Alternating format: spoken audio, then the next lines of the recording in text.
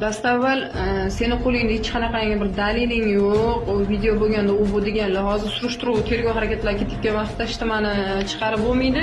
Mana shu o'sha xizmat uyi, ana shu darvozasi, mana bu zinasi, ana chiqqan nimasi. Bunaqangi vaziyatda hozir biz jim turibmiz, chunki ularda o'sha video yo bir nimalarda tarqatilishda ham aybi bor. Endi biz ham chiqarib olsak, ular bilan bir xil holatda bo'lib qolamiz. Bundan tashqari, bugun ertalab soliqni boshlig'ini xotini telefon qilyapti, endi o'sha sobiq soliqni boshlig'i.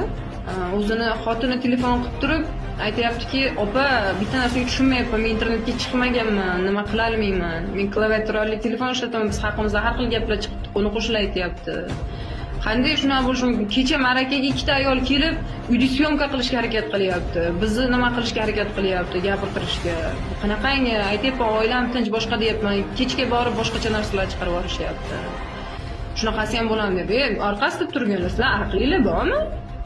Sizlar o'zbekmisizlar, musulmonmisizlar? Marakaga borib videoga olish qachondan chiqqan? U otasi o'lgan ularda.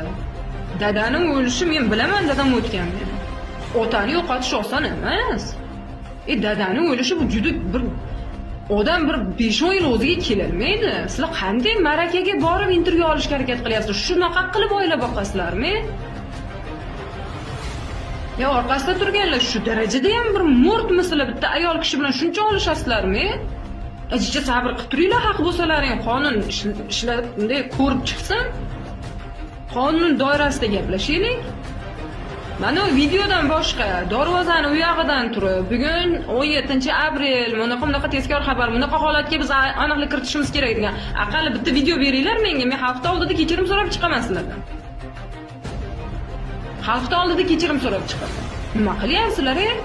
Shu darajaga yetib bordilaring, marakaga kirib bir nimani olib, shuni ommaga olib chiqish darajasiga yetib bordilaring. Sizlar nimanidir isbot qilamiz deb butun bitta nimani bir kamchiliklaringizni, mo'rtligingizni isbot qilib beryapsiz. Bittasi chiqibdi, bir 8 marta primoy qiladi, men fikrimni bildiryapman deydi, bir nima desang, men unaqa demadim deydi. Ya'ni nima emish? Bu qiz meni singlim.